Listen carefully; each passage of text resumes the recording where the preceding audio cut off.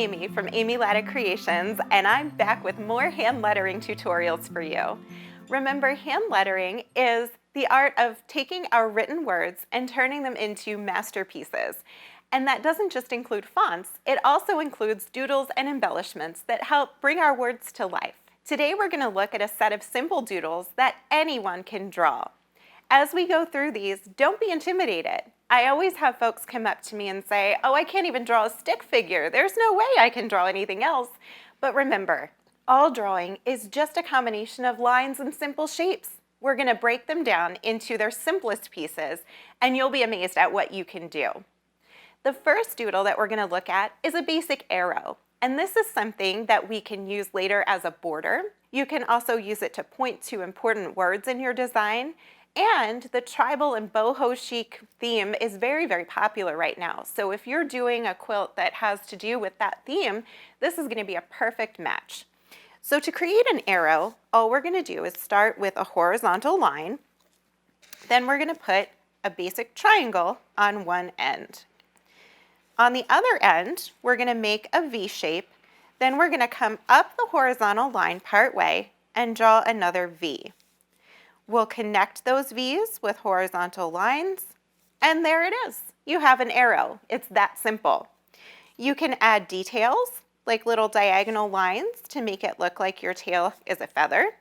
You can add other lines and dots just to fancy it up a little bit, but that's all there is to it. If you want to make your arrow look slightly different, you can change the starting horizontal line. No one said it has to be horizontal all the time.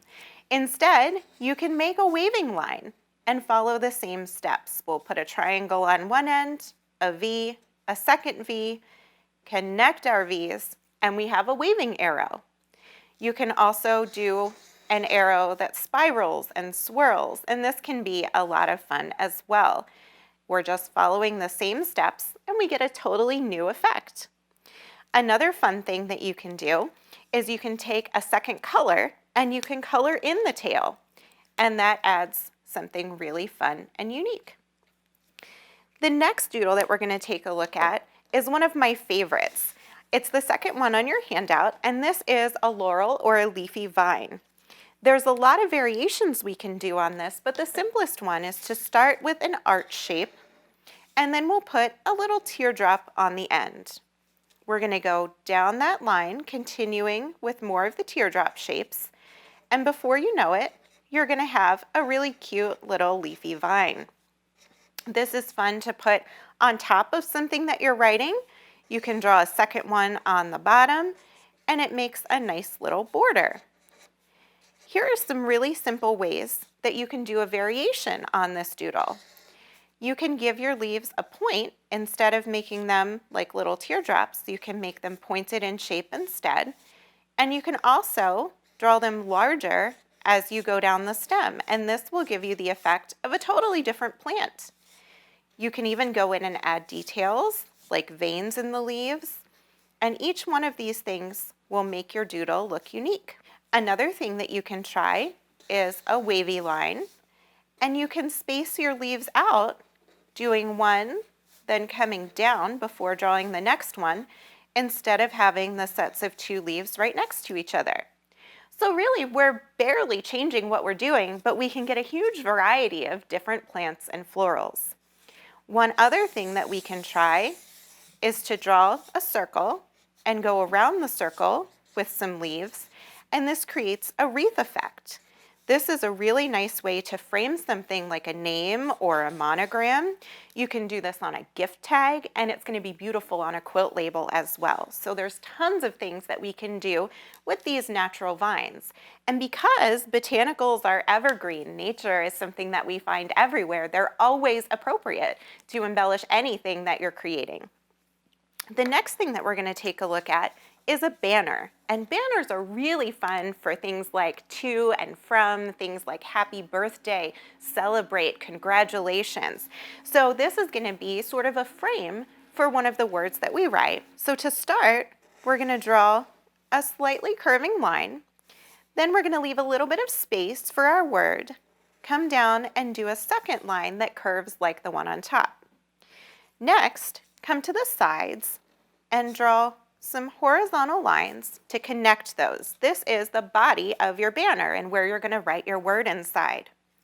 Now we come about halfway down the side, come out and draw a V. This is going to be the tail of the banner. We're going to do the same thing on the other side. Now we're going to connect the V, and notice that I'm connecting it to the bottom line, not to the corner. What this does is gives us the effect of dimension. This is going to help suggest that our banner, the ribbon, is folded in on itself. So we'll take the bottom corner and connect it to the line that we just drew, and that gives us the idea of the fold in the ribbon. We can color that in, or we can do a series of little short lines for texture, but that's going to give us a dimensional feel, like our banner is popping right off the paper or the fabric. Then all that's left to do is add a few little detail lines if you like, anywhere you want them to go, and then you can write to, from, a date, or a name in the center. I would suggest penciling in your word before you write it, or at the very least starting with the center letter and working your way out to make sure that your word actually fits inside your banner. Ask me how I know. The next thing that we want to do is learn to do a simple ampersand. An ampersand is just a symbol for the word and sometimes it's more space efficient and it's fancier and more fun to create this symbol than to write out the word and. So to do this, we're going to create a shape that looks a lot like a cursive capital E.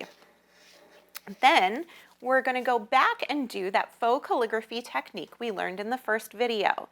That means finding where our pen was moving down and doing a second line on those downstrokes. We can color that in, and now we have a really pretty ampersand symbol. There are some other variations you can do as well. For example, we'll do the same first step. We'll draw our second line, but instead of filling it in, we can go in and add a pattern, like some lines or some polka dots or anything else you like. That just adds a really fun and playful effect. Have fun playing around with that and seeing what you can create. The last doodle that I want to show you is a very simple flower, and this flower can stand alone, or I like to draw them in sets of 3. They look very nice in the corner of a design when you group them together with some leaves and smaller flowers. And like I said, they can also stand alone if you want to use them that way as well. To do this, we're going to draw what I like to call a messy circle. Very fancy terminology. We're just going to draw a circle and trace over it a few times, not trying to be too careful. We want that layered, textured look. Then we're going to go in the center and add some dots. And you can do this with the same color. You can do this with black, with yellow, or any color you want. You can also go back in and color your flowers. Then I'm going to add a few little leaf shapes here just to finish it off. And we have a pretty little bouquet of flowers. It's that simple. These doodles are really easy to draw. And again, practice makes progress, so try them out a few times and you'll start to feel more comfortable with them. In the next few videos, we're going to learn some more doodles that are unique to sewing and quilting, things you're going to love, like a needle and thread, a spool of thread, some scissors, and also some borders that look stitched. Then we're going to put all of these things together in our final video to help you create quilt labels that are going to be one of a kind and so special and treasured to the folks that you gift your quilts to. Make sure to come back for the next video and we're going to doodle some more.